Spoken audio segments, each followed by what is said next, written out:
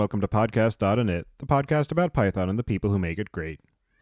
When you're ready to launch your next app or want to try a project you hear about on the show, you'll need somewhere to deploy it, so take a look at our friends over at Linode. With 200 gigabit private networking, scalable shared block storage, node balancers, and a 40 gigabit public network, all controlled by a brand new API, you've got everything you need to scale up. And for your tasks that need fast computations, such as training machine learning models and running your CI/CD pipelines, they just launched dedicated CPU instances. And they've also got worldwide data centers, including a new one in Toronto and one opening in Mumbai at the end of the year. So go to pythonpodcast.com/Linode, that's Linode today, to get a $20 credit and launch a new server in under a minute. And don't forget to thank them for their continued support of this show. And to grow your professional network and find opportunities with the startups that are changing the world, then AngelList is the place to go. Go to pythonpodcast.com/angel today to sign up. You listen to this show to learn and stay up to date with the ways that Python is being used, including the latest in machine learning and data analysis. For even more opportunities to meet, listen, and learn from your peers, you don't want to miss out on this year's conference season. We have partnered with organizations such as O'Reilly Media, Dataversity, and the Open Data Science Conference, with upcoming events including the O'Reilly AI Conference, the Strata Data Conference, and the combined events of the Data Architecture Summit and Graph Forum. Go to pythonpodcast.com/conferences to learn more and take advantage of our partner discounts when you register. And visit the site at pythonpodcast.com to subscribe to the show, sign up for the mailing list, read the show notes, and don't forget to visit the site at pythonpodcast.com to subscribe to the show, sign up for the mailing list, and read the show notes. And to help other people find the show, please leave a review on iTunes and tell your friends and coworkers. Your host as usual is Tobias Macy, and today I'm interviewing Russell Keith-Magee about potential black swans for the Python language, its ecosystem and community, and what we can do about them. So, Russell, can you start by introducing yourself? Hi, I'm Russell Keith. I am a Perth, Western Australia resident, born and bred. I have been an active member of the Python community for about 13 years now, 14 years. Got most of my start, or my public reputation, I got known through Django, being one of the early contributors to Django. I continue to be a part of the Django community. Most of my open source efforts have sort of migrated over time towards other things, which is sort of what brings me here today, I suppose. And do you remember how you first got introduced to Python? I would have first seen it in the late 90s in the 1.4, 1.5 sort of time frame. At that point, it was mostly a scripting language that had wonky syntax that was used as a configuration language for Red Hat. And I sort of saw it, had the sort of visceral reaction everyone does when you've learnt C and all of a sudden this white space sensitive language appears. And it didn't immediately take, but after a while of using it, it kind of, a while of using it, and also a while of dealing with other code bases that were not white space significant, but variously had or hadn't applied good formatting rules. In particular, at the time, I was writing a lot of, professionally was working with Java, and you could get the Java standard library or the source code for the Java standard library, and just the internal formatting of it was just atrocious. And you sort of had this sudden realization that if this code had been written properly, it would have been indented. And Python's just saying, as a formalism, we're going to use that indentation as the thing that you have to do in order for the code to run. You never see badly formatted code again. And that was the sort of light bulb moment went on that, there is value here in, if the language makes you do something, then it's going to be done every time. It doesn't become an optional feature. And that sort of design aspect became very, very appealing. And I got a lot more involved in using Python after that. Didn't end up using it professionally or using it in a sort of serious capacity professionally until I got involved with the Django project, which was an interesting little series of coincidences where I was tinkering with a toy project in my spare time, discovered Django, got involved with Django, and then the work project that I was on just turned out to be a good match for a web service. And then working on Django was something I could then actually validly use work time to contribute. Did you ever end up finishing the side project that led you to Django? Oh, no. That one is going to continue until the day I die, I suspect. It interestingly does actually have a lot of tie-ins to the things that I'm dealing with, or that I'm working on now with the Beware project, and in its sort of content management and editing. I've been on this long search for the perfect text editor since I started writing serious term papers and theses and stuff back in university. I'm still not there. At some point, I'm going to just admit defeat and realize that it's not going to happen. But I mean, some other interesting things have happened along the way. You mean Emacs and Vim don't fit the bill? And this is it's interesting you say that, because Emacs for me almost is the right idea. Like it is a very close embodiment to what I'm sort of got in the back of my head here about this idea of a programmable editor where the content is something you can manipulate through the editor itself.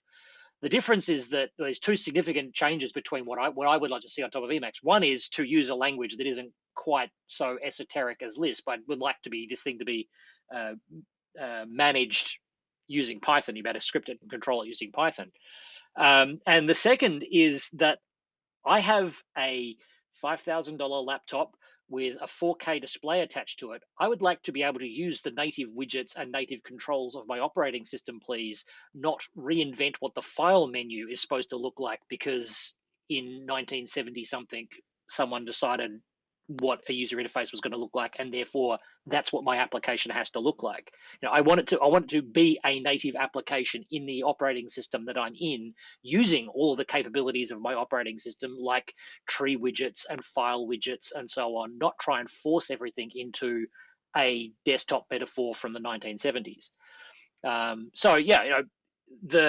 There is a philosophical kind of background in what Emacs is doing, but there's sort of an evolution that I would like to see happen. There's another layer on top of that, is that I don't want it to just be 80 by 25 characters of text. I actually, if I say something's bold, I want it to look bold. I want it to be a larger font, a bold font on the screen. That is, yeah. I got involved. Originally I got involved with Django because I thought that, hey, this web thing might actually be useful as a way of delivering this, which I suppose in some regards we kind of have seen with the way that like Google Docs and Dropbox Paper and things like that have emerged. But yeah, I haven't ever really got beyond the tinkering phase with that project. I've built lots of other things along the way, like Django and Beware and so on. Yeah, it's funny how that ends up being a recurring theme where Glyph ended up inventing Twisted because he wanted to write a game that never actually got finished, and many other people who have ended up finding Python because of some side project that they then abandon in favor of other things that they discover. Yeah, and even outside of Python, like Cal Henderson is originally was the creator of Flickr and is now the CTO, can't remember, of Slack. Both of which are essentially, well, Flickr was a way of managing his game resources that were photograph or there were images, and Slack was a chat forum for a game, and they've kind of all both turned into massive, huge things all on their own. Eventually, I'm sure Cal will finish writing this game he's been working on for 20 odd years at this point. But yeah. In any case, the main reason that I invited you here today is so that we can talk about your PyCon keynote. But before we get into that, one of the main themes that you touched on there is the idea of a black swan. So I'm curious if you can start by explaining what that term means, particularly in the context of the conversation that we're having today. Sure. So the black swan is a sort of is an animal that is close to me geographically and to my heart geographically. It's the state bird of Western Australia. The reason it connects in is that it's become a bit of a metaphor for a larger idea after that. In the 1600s or prior to the 1600s, there was a very firm belief that all swans were white. There's a Roman phrase, a Latin phrase that I can't put my finger on right now, but it's basically saying, like, it uses as an example that, but we know that all swans are white. And then Dutch explorers or Dutch traders who were accidentally sailing around and bumping into Western Australia discovered Perth and discovered black swans, and all of a sudden the world's idea of what a swan could be changed overnight. Now, there was nothing particularly radical about the idea that a bird could be black. There are other black birds. There just wasn't any black swans that we knew about. And the fact that we hadn't seen them yet didn't mean they didn't exist. So there's a essayist and statistician and economist named Nicholas Nassim Taleb, who wrote a book in the late 1990s, early 2000s, I can't remember, where he used the black swan as a metaphor for world-changing events, things that have always been true, or suddenly the world changes in some radical way. But as a result of this new observation, this new understanding of the world, the way everyone sees the world changes. There are certain events that have occurred in the world that have just radically changed what everyone thinks about how the world operates. The computing industry is a great example of that. We had in the 1970s, we had the microprocessor revolution when all of a sudden Apple and IBM made home computers, and all of a sudden what people think of as computers radically changes. Apple did it did it again in sort of the early 2000s with the iPhone. There was this world where everyone had these brick phones. You had your Nokias and your Motorola's and whatnot, and Apple came out with the iPhone, radically changed what everyone thought a phone was, and the world has never been the same since. So the idea behind Black Swans, though, is not to say that the world is going to radically change. It's that it's the things that you don't expect that will completely change the world you're in. The idea that that there are things, sometimes your assumptions are incorrect because you haven't thought about all the consequences of your assumptions. And the only way to really protect against the future is to really challenge everything that you think about the world and why everything you think about the world is the way it is and why it must be the way it is. Because if it ever changes, it could completely upset the way you make money or the way you operate. In the context of Python, Python is today a popular language. It is a widespread language. It's used in education. It's used for web programming. It's used for all sorts of things. Used for data science. But why is it going to stay that way? It's not inevitable that Python will always be a popular language. So what's going to change that? What could change that? Could the industry change in such a way that Python is no longer popular, or that changes the focus of people who are currently using Python to use another language? And so the conversation that I was trying to get started at PyCon this year through my keynote was to think about the future of Python. Where is Python going? What are the strategic risks to Python? Things that may not have happened yet, but could happen. And if they did happen, would radically change the Python ecosystem that we know about today. And I highlighted a couple in my keynote, but I think there are even just the basic process of thinking about where we are as an ecosystem, where we are as a community, what could change, how computing could change, how programming could change, how society could change, such that the Python that we know today could be at risk. And that was kind of the black swan in the context of Python, is to think about what things do we currently believe must always be white in the Python community, and if someone turned up tomorrow with a black version of it, would completely change Python's viability as a programming language. And as you mentioned, the opening keynote is something that sets the tone of the entire conference. And I'm wondering, what was your motivation or catalyst for choosing this particular topic at this particular time as the way to set the stage and set the conversation for the overall conference, which is the largest gathering for the Python community on an annual basis? And also, just I'm wondering too, if you were selected ahead of time to present the keynote and then you chose the topic, or if you submitted the topic and then it became the keynote. So this wasn't a submitted talk that got turned into a keynote. I was approached by Ernest 3 or 4 months before the event, just to say, hey, are you interested? Would you be interested in giving a talk? The talk that I gave was a completely new presentation, new set of ideas. This is the first time I spoke about black swans as a metaphor for this whole thing.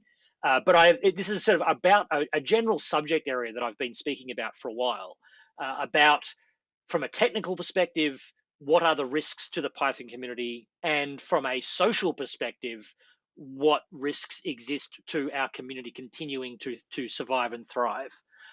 So it was ideas that I have presented at other events, I've been on the keynote circuit for a while. I've been around a number of regional PyCons over the last couple of years, telling a version of this story. But this was because of that, Ernest knows me, knows my work, sort of invited me to take that and say, hey, do you want the big stage for a bit to talk about these ideas? And yeah, I think it was a very strategic thing from Ernest's part, that it's the opening keynote. This is an opportunity to, both in part inspire change, or at least inspire the discussion that could possibly lead to change.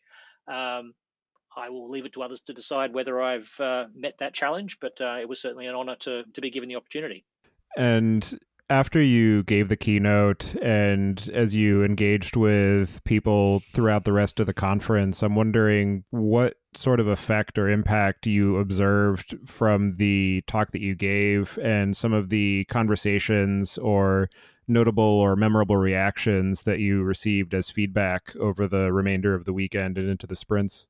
So I mean, I got a lot of people coming and saying hi, thanks, loved your keynote, kind of the sort of the polite ongoing, which was very very nice to hear that people enjoyed the keynote. And it's very easy to just kind of let the keynote or let a talk go and just not give it any more thought. But evidently, people were giving it thought, and were the ideas were percolating in the back of their head. There's a couple of stories that I've sort of aftermath stories that I have enjoyed. One, I haven't actually confirmed it with her, but Eva apparently cried when I was talking about the fundraising for the PSF, which I won't say it made me happy that I made her cry, but if sort of said by the sound of it, it was sort of a happy cry in terms of that I was saying things that she's been wanting to say, or has been trying to say, or try to get people to say for a while. So that was very.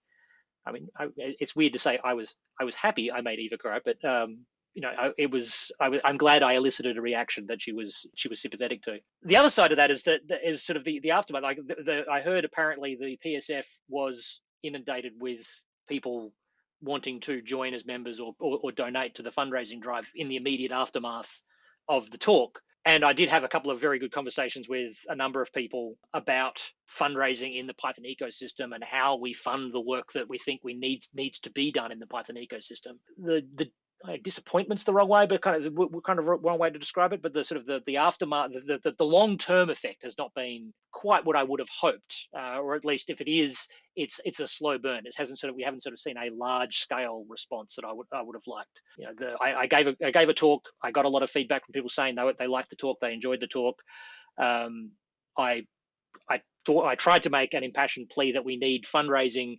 Some people went and donated straight away, but the PSF had to extend their fundraiser twice to meet their funding goal of $60,000, and that for me is a concern. And that's one of the things that I was sort of flagging in my talk, is that these things that we build, or these things that we use in the Python ecosystem, take resources, and $60,000 at one level sounds like a lot of money, and it is a lot of money. It would be a lot of money to a lot of people, but it also doesn't do a whole lot. Like if you think about the salary of an engineer, $60,000 doesn't get you very far of a well-trained engineer in the United States in particular. So the sort of the disappointing thing that I take from it is that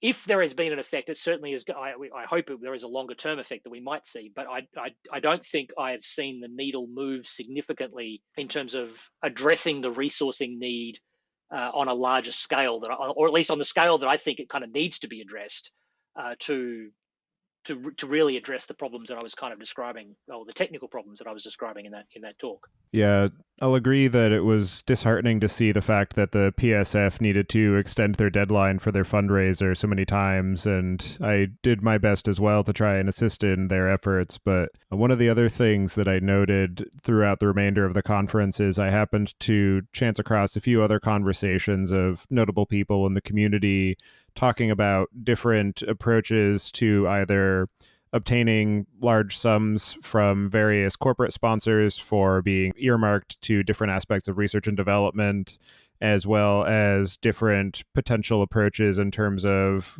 community organizational, either creating new organizational elements or appending to the Python Software Foundation as a means of trying to accelerate some of the R&D work that you're advocating for. So in that regard, I think that your talk was successful, but I agree that the immediate impact isn't as large or significant as we might have hoped, but I think that it has led to some other ongoing conversations that may yet prove to bear fruit and have some significant impact down the road. Yeah, and I suppose that is sort of the long-term hope. Like a lot of these things, institutional wheels move slowly. You don't just sort of wake up one morning and decide you're going to donate $1 million to a new project. So, possibly a little bit over optimistic to believe that the world was going to turn just because I stood up on stage and said it should turn. So, yes, I think that having the conversation start is an important part of the process. I'm impatient. I want to see stuff move, please. So yeah, but yeah, it is definitely comforting to know the conversations are happening. I mean, I think they already were happening. Maybe it was slight focus point, having an occasion to speak about it and have people speak about it at length during PyCon. There are definitely some interesting ideas that are out there, and a lot of those are going to face some, like, there are organizational problems, and just throwing money into a community isn't going to make those problems disappear. If anything, it'll make some of the problems worse, because you've got to work out how you're going to manage that problem. Like this, even if tomorrow a company turned up and gave the PSF $10 million, how do they spend that money? What are they going to spend it on? Who decides what it gets spent on? Does the company that gave you the money have control over what it gets spent on? These are all kind of open-ended questions that are, and they are the hard questions as well. And I don't want to underestimate that for a second. The setting up the infrastructure that allows money to be spent in a way that that removes the appearance of bias, or removes the appearance that you can buy influence on the PSF or buy influence on the Python development process, is just as important as having the money as well. So yeah, there is definitely an ongoing conversation that needs to happen here. And from the sort of outside perspective of Python continuing to rank incredibly high on these different language indexes of popularity, and the fact that it has become so widespread in so many different domains, some people might say that this conversation doesn't even need to happen right now because the Python community is so successful and vibrant, and it's producing new capabilities all the time. And so I'm wondering what it is about the current point in time, both in terms of the community as well as the larger ecosystem of technology and software, that means that this is the right time to be having this conversation and planning for the future of Python, versus just sort of riding the wave that is the popularity of the language and its community. I suppose I would argue that we, to some extent, have already started to see what happens if you take that approach. I am a very proud member of the Django community, but the focus of PyCon over the past couple of years, the focus of web technology generally, has moved from a place where you would have said Python was one of the premier languages for building web tech, to being almost difficult to recommend why you would use Python. The web space has very much moved on and is very much a JavaScript world now. Now, we can argue whether that's a good thing or a bad thing, but just because Python was successful in the web space did not mean it was going to remain successful forever in the web space. The web changed, and Python didn't have a good story, and so people didn't hang around the Python ecosystem for that. Now, I don't think we've lost that battle entirely. I don't think we have completely ceded all ground to the JavaScript community in the web. I think there is still a lot of stuff we can do in that space, but we are starting to see the effects of that shift in the focus of development moving more into JavaScript tooling than it is into Python tooling in web tech. There are analogies in similar spaces elsewhere. In other domains where Python currently has some semblance of supremacy, like data science is a good example. Yes, Python is a very widely used language in data science. It does not mean that it will always be a well-used language in data science. And just expecting that Python will go along for the ride and nothing else will come along means that we're going to miss opportunities to cement and ensure Python's long-term success. Apple is currently throwing a lot of money into Swift. There is a lot of money in the Java ecosystem. There is a lot of money in the JavaScript ecosystem, all of which looking to acquire pieces of the broader computing market that Python currently considers to be its domain. If we are not pushing back and trying to expand what Python can be used for, and to ensure that Python remains the best option in those ecosystems, or in the ecosystems where it already has some semblance of supremacy, then longer term, what reason do we have to believe that Python will continue to be the premier language for data science? It certainly won't ever completely die away, but will there come a time where people turn to JavaScript or Swift or some other language as the primary language for doing data science work? It's entirely possible. It's just going to take time and the development of those individual ecosystems, and those ecosystems satisfying other requirements. What are those other requirements? That's then the $1 million question. I have a few ideas around the fact that Python doesn't have a good story on mobile. Python doesn't have a good story in the web. JavaScript has a really good story in the web. JavaScript has an okay story on mobile. Swift has a really good story on mobile, has a really good story on desktop for Mac. It doesn't have as good a story for Android, but that's a space where it could move in. And these are areas where Python is not currently looking. Like Python is not having doesn't have a good story on mobile. Python doesn't have a good story for application distribution. If we don't develop one, then people are going to pick the tools that are best for what they need to do. And if what they need to do is build an app for their phone, they're not going to learn Python. They're going to learn another language and then discover that, this other language has really good data science tools, and then they won't learn Python for data science either. So yeah, that's kind of the big strategic risk that I see, is not paying attention to what else Python could be used for and developing those capabilities because they could be useful, and letting other ecosystems claim territory that Python would have historically called its own. And one of the other risk factors in that some of these other domains are either gaining ground where Python was previously very popular, or new areas that have been developing, such as mobile, where Python hasn't yet established itself, particularly because a number of those areas, notably mobile and the web, are some of the first interactions that people now have with computation, and where they might decide that they actually want to get involved in programming. And so because of the fact that the default choice isn't Python, it means that there is a reduced probability that they are going to end up choosing Python at any point in their computing career. And then we don't have newcomers to the community to replace people who are aging out or retiring or moving on to other projects or disciplines or whatever the case may be that causes them to move away from Python. So we need to be able to make sure that we are maintaining and growing the people who are using the language, as well as increasing the capabilities of the language itself in some of these new domains to make it a viable choice for somebody who is coming into the area. Yeah, no, I completely agree.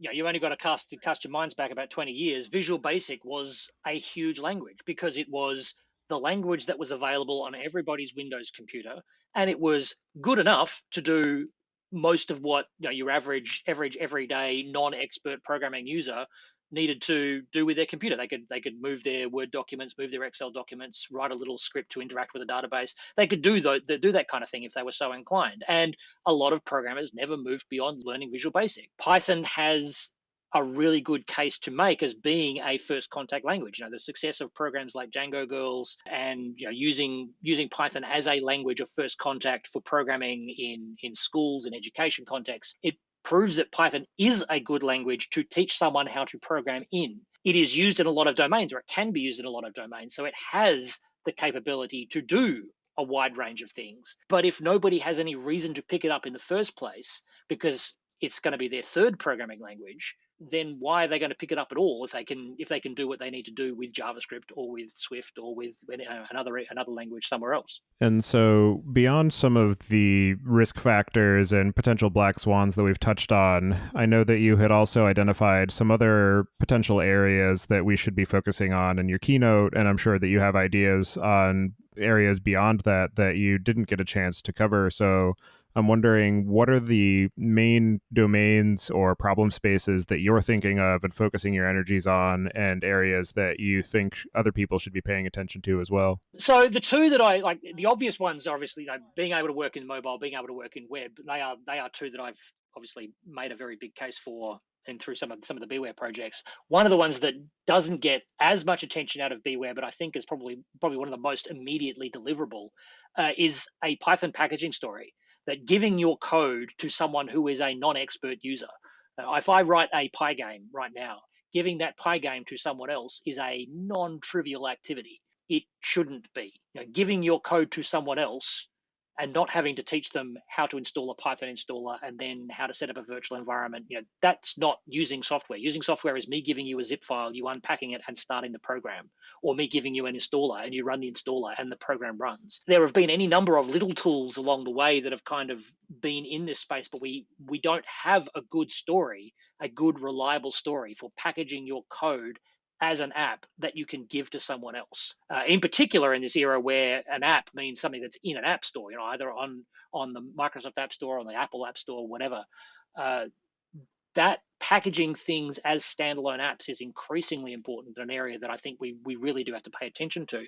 The good news is also it's a relatively, I wouldn't say it's an easy thing to address, but it is a much smaller target than trying to get Python to run in the web or trying to get Python to run on a mobile, because all we've really got to do is work out how to describe the Python that is already running in a way that I can give it to somebody else. And the Briefcase project is part of that. Part of the work, we're looking at that as a general task. Another big one that it connects into a lot of the work that I'm sort of doing with Python on web and Python on mobile is the sort of optimization of the runtime of Python. Now, PyPy, the Python jittered interpreter, has made a lot of work in this sort of in this space, but PyPy isn't the only. That is sort of its own runtime machine. It does a very good job at being an optimized interpreter, but it has the way Python is currently developed is very much there is CPython, and then there are a bunch of other people who do Python-like things, and that C focus is problematic for a lot of the optimizations and improvements that kind of need to happen. Every time that the CPython implementation of Python decides to take a module and implement it in C for speed or performance reasons, that's great for CPython, but makes the rest of the ecosystem looking at ways of making Python run faster a little bit more difficult, because now is one more piece that we have to re-implement. There have been a lot of improvements to Python's bytecode over the last couple of versions, between like 3.3 and 3.8. There have been some huge steps in optimizing various pieces of bytecode operation and whatnot. But if you look at JavaScript as an analog, JavaScript has gotten orders of magnitude faster to like almost near native performance in some operations, because so much effort has been put into jitting their virtual machine. Now that's kind of PyPy, I suppose, is kind of the analog there in terms of what is possible in a Python space, but it's being done external to Python. It's not really being done as part of the core of Python. The core of Python is very much C focused and CPython focused. And outside that, there are ecosystems where if you want to run it in a Java virtual machine, you have to write in Java bytecode, and nothing that CPython does makes that any easier. If you want to run in WASM, if you want to run in the web, then you need to be targeting the WASM binary format and the WASM virtual machine, or the sort of operating virtual machine. Performance is certainly something that hasn't been ignored, but it's not something that has been a focus of development in the same way that it has been in other ecosystems, is something that's a concern. And that sort of spills out when one of the major areas where Python has a current foothold is numerical processing.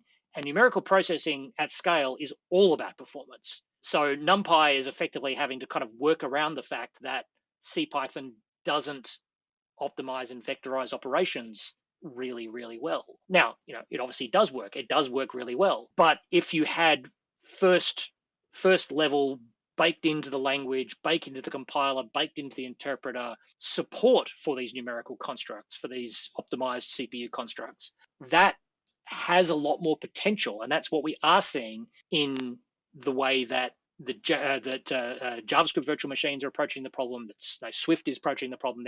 They are approaching the problem at a much more low level in terms of looking at performance, and that is a strategic risk to Python as a whole. And given all of these potential risks and the current state of computing and the fact that there are new languages coming out that are focusing on some of the same problem spaces that Python has to date considered its domain, I'm wondering what you currently maintain as your overall sentiment about the potential for the future of Python. So it depends when you ask me. Like I will swing wildly from one to the other. On the one hand, the worst case scenario, Python isn't going anywhere. Python is now a sufficiently large, sufficiently embedded language in enough ecosystems that I have no doubt that I will be able to live out the rest of my career as a Python programmer, if only because there will be systems that need to be maintained long into the future. You don't get to be, on those lists, like TIOBE lists of most popular programming languages, unless you are in some very large systems in some very large places. And once you're in large banking systems and large insurance systems, you can't get that stuff out. We are still maintaining COBOL code, and nobody learns COBOL anywhere unless they're learning how to maintain an old COBOL code base anymore. So there is an extent to which Python is at this point, at very worst case, the next COBOL. This is a language that is going to be around forever. It is going to be maintained for a very, very long time, or it's going to need to be maintained for a very, very long time. Some of that maintenance may end up being Python 2.7 code until the heat death of the universe, just because it's going to be so hard to unembed that last little bit of Python. So that's sort of, I think, is the worst case scenario. Python's not going to go away. It will just cease to be as vibrant as it once was. The best case scenario, I think, has Python the equal, as if not better, of JavaScript on the web. It is the equal, if not better, of all the languages that the vendors are pushing as their language of first preference for app development. If we can marshal the resources to provide tools that are up to the task, and I think we're entirely capable of doing it, it's purely a matter of the resources to do the development work, then I think Python has a very, very rosy future. Python is a very expressive language. It is a very clean language. It's a very easy to teach language, and yet it remains a very powerful language. It is successful as a language today because of those properties. And if it falters, if it fails in any capacity, it will only be because we haven't been planning for where the future of computing is going, not because of some inherent failing of Python as a language or as an ecosystem. And outside of the fact that a lot of people have sentimental attachments to the Python language and its ecosystem and community, but purely thinking in terms of the fact that we're developers and technologists, at the end of the day, does it really matter whether or not Python continues to be a viable language, or if it fades and is relegated to be the next COBOL? Because, one of the things that we do as developers is that we learn new things, we adopt new capabilities, and so maybe we all just move to Rust or Go or JavaScript. So at the end of the day, how big of a deal is it if Python happens to fade into the background? I mean, in the broadest philosophical sense, no, it doesn't matter at all. It's at the end of the day, it's a tool. It's a tool for getting work done. And if we ever forget that, then that's going to be one of the primary reasons that would that's effectively the underlying message of everything that I've just said here. If you ever forget that Python is not a good unto itself, it is a tool for getting work done. And if we ever forget what problem it is we're trying to solve, then yeah, Python deserves to die off. But there's a reason why it's become successful. There's a reason why Python is loved by so many people. There is a reason why Python has been used for so many things. It's because it has been a very useful tool. It has evolved to be a very useful tool. And part of that is not just it's not just the tool itself. It's not like there is so much more to Python than just the language. So the language is obviously the linchpin that holds it all together, but there is so much more to the ecosystem than just a language. There is a whole philosophy about the way that computing works, about the way that you should be interacting with your computer, about there being only one way to do it, that it being the Zen of Python as a philosophy for how you approach computing as a task. And completely aside from that, there is then also all of the tools that we have built and all the ecosystem and tooling that we have built around the Python ecosystem. The primary reason that I think it matters is because we have already built it. And if we take it to another ecosystem, we have to rebuild all of that tooling. And that's resources that have effectively been wasted at that point. Every new language has to develop a new packaging ecosystem. And that new packaging ecosystem learns the hard way all of the lessons that Python has learned over the last 15 years about how packaging ecosystems go badly wrong. Now, okay, sometimes you do need a clean start. You do need to just tear this down and build it from scratch. But in the process of doing that, it's not always that simple, because there's a reason why things are complicated. The world is complicated. And whilst it's appealing to say, well, let's just all tear it down and build it from scratch, you need to appreciate why the complexity exists. Python is a large and complex ecosystem because it solves large and complex problems. We're not going to make things better by going and adopting a new language, because we're just going to have to rebuild all of the tools we've already built. We're going to have to rebuild all of the communities we've already built. We're going to have to rebuild all of the community expectations and community norms that we've already built. And okay, second time around, it may be a little bit faster, but you're also going to go through the process of making the same set of mistakes all over again. And that, to me, is a waste of resources. Why not spend a tenth of those resources making what we have better, rather than trying to reinvent all the wheels that are already sitting on PyPI ready to be installed? And in some fortuitous future where you happen to be handed $10 million to do as you see fit to improve the fates of Python, what would be your personal wish list of new capabilities for the language or new directions for the future of the ecosystem? And in the absence of that sudden influx of funding and time, what would you like to see done by the listeners of this podcast and the members of the broader Python community to help ensure the long-term success of the language and ways that they can contribute? So, I think I've very much stuck my tent pole in the sand of what I would like to see in the Python ecosystem around the stuff that I'm doing in Beware. I would like to see a Python as a viable language for doing native application development on iPhone and Android. I would like to see it in the web as well as a native client-side native client-side capability, so that I could legitimately say I have built my web application entirely in Python and I didn't have to touch JavaScript in order to do it. To be able to package those apps using metadata that is commonly understood across the Python ecosystem, that I can share my GitHub repository, give it to somebody else, they can type whatever 3-line incantation is necessary, and they can get their own version of that application that they can distribute to whoever they want to distribute the version of the app to. So that's kind of the technical dream of what I would like to see in Python as an ecosystem. What I would like to see more broadly, though, and this isn't necessarily even something that's Python specific, it's to find the ways that we can make the Python ecosystem, as an example of an open source ecosystem more generally, sustainable, so that these sort of things aren't falling on individuals volunteering spare time. There are any number of people even in just the Python community who have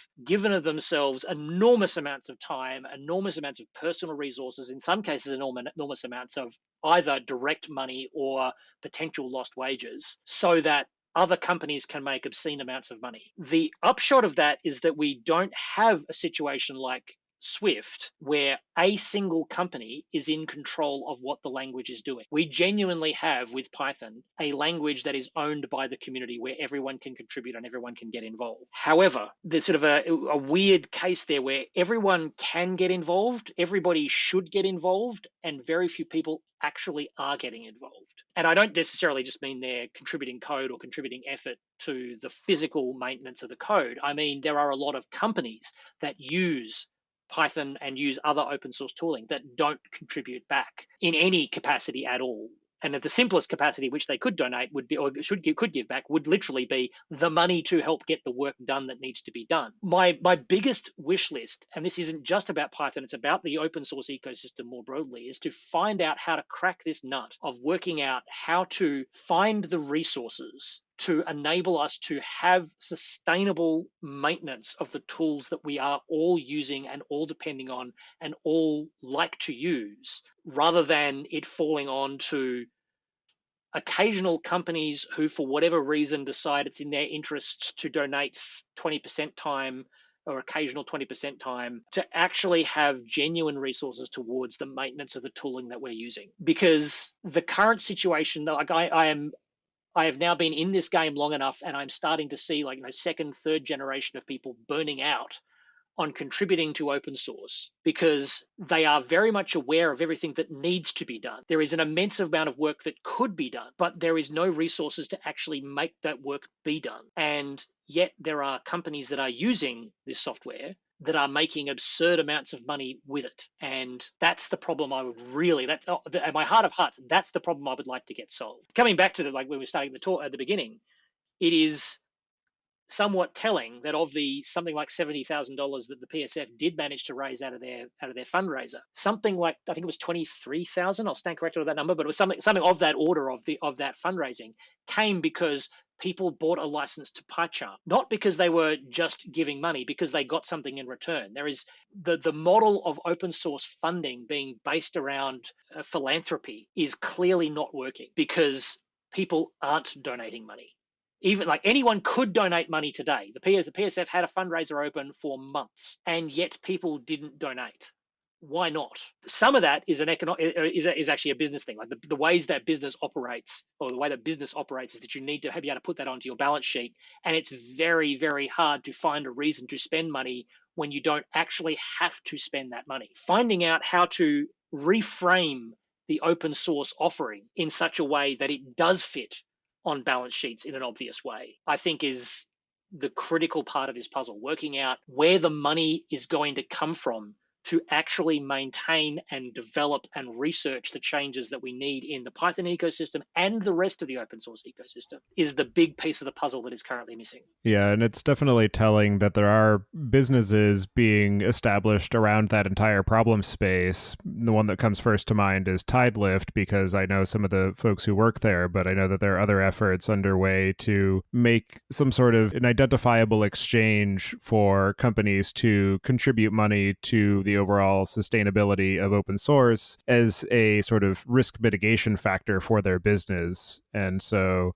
it'll definitely be interesting to see how businesses like that and others continue to engage with and help frame the conversation about sustainability and open source. But yeah, it's definitely a large and complex problem that we have not yet found a established solution to, and one that I definitely welcome everyone to engage with and try to help brainstorm around and do their best to contribute to the solution of, to make sure that we do continue to have a vibrant and viable ecosystem of open source technologies and languages and communities. Yeah, and some of this sort of the open source being independent is one of the sort of key potential offerings here, is that we're not going to have an ecosystem that is beholden to one single company's financial bottom line. We are actually an independent organization, an independent group, building solutions that are good for as many people as possible, that can be then adapted and changed in the ways that various subgroups need it to be adapted and changed. But all of that takes resources, all of that takes time, and working out how to funnel those resources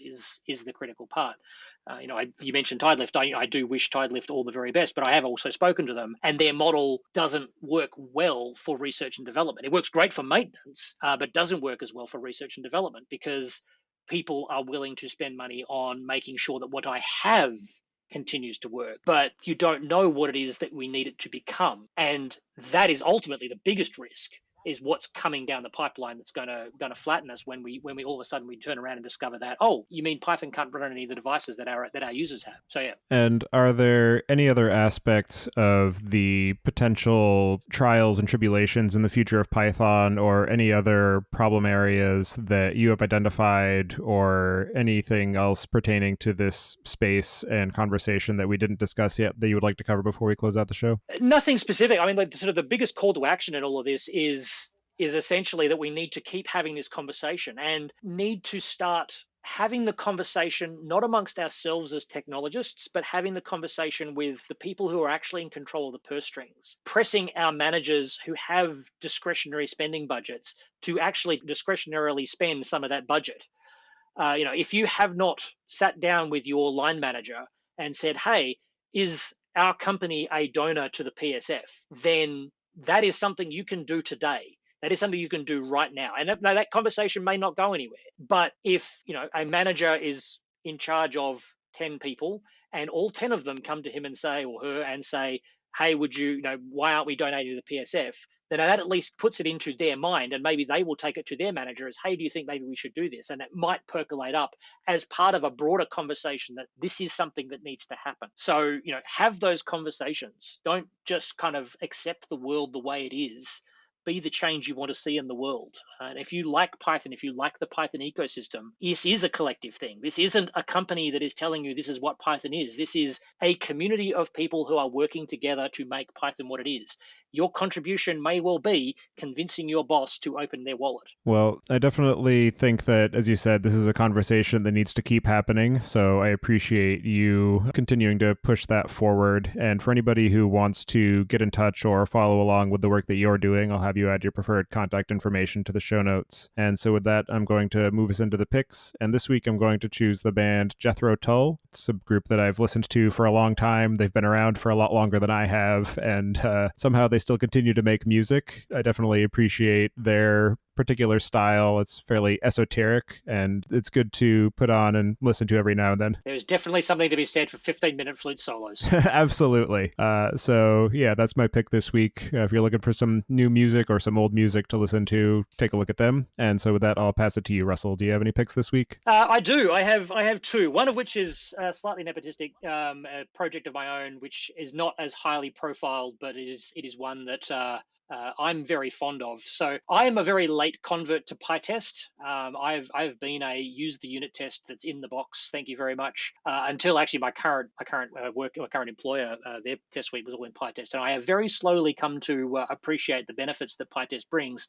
However, the one thing about PyTest that I cannot bring myself to like is how chatty it is.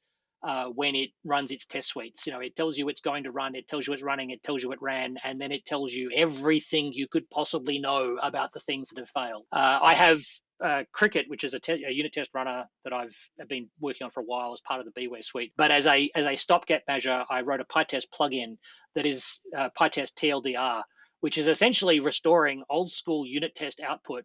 So just ... and here's the name of the test that failed, but for running in PyTest. So one PyTest TLDR install, and all of a sudden your PyTest output is a lot more consumable, or at least it is in my opinion. I appreciate this is all opinionated stuff, so I'm willing to wear that. The other is a tool, one I came across recently, and again, this is kind of harks back to a stopgap measure to something that Beware has been working on for a while, and eventually I'll get around to working on it. One of where Beware almost originally started was in trying to run a debugger, because I wanted to have context-sensitive debugging, like be able to see the source code I was debugging while I was debugging it. And along the way, I've got distracted building a widget toolkit and making Python work in the browser and all sorts of other things. So as a stopgap measure, I've recently become a convert to PDBPP, which is PDB++, which is still a console-based debugger, but at least it's a console-based debugger where you can see the code that you're debugging as you're debugging it, rather than the one line at a time approach that PDB gives you out of the box. So yeah, that would be my two picks. One I'm involved with, one I just heartily endorse. And one thing that's worth noting too with PDB-PP is that it's a drop-in replacement for the built-in PDB, so that you don't have to modify your workflow or your code much, if at all, to be able to make use of it. Yeah, no, absolutely. It is completely transparent. It just masks over the old PDB. It actually plugs into exactly the same PDB infrastructure. If you are at that level where you've kind of been using Python for a while and you kind of like to stick your toes into a little bit more of the internals, digging into how PDB works is a remarkably entertaining activity, because it exposes a lot about the internals of how Python operates. And BDB, which is the framework that PDB is based on, is extraordinarily powerful, but very, very simple in the grand scheme of things, and well worth a bit of time looking into. So, and PDB-PP is then just a much richer user interface over the same underlying base framework. So, well, thank you very much for taking the time today to join me and discuss your thoughts and insights on this overall problem space. It's definitely one that, as you said, we need to continue talking about. So I appreciate your time today and your overall efforts in contributing to the broader community and trying to help push us forward. So with that, I'd like to thank you once more, and I hope you enjoy the rest of your day. Thank you very much. And yeah, as a plug there, it's in the links for keeping in touch. If you do like the work that I'm doing, you can sponsor me through the Beware project, or I was one of the first round of GitHub sponsors, so you can sponsor me directly through GitHub as well. And more broadly, I am looking for any way to be able to commercialize the work that I'm doing in Beware. I have ideas about how that could be commercialized. So if you have a business brain or are interested in maybe helping with that, I'd certainly appreciate any help in that space. So, get in touch, let me know.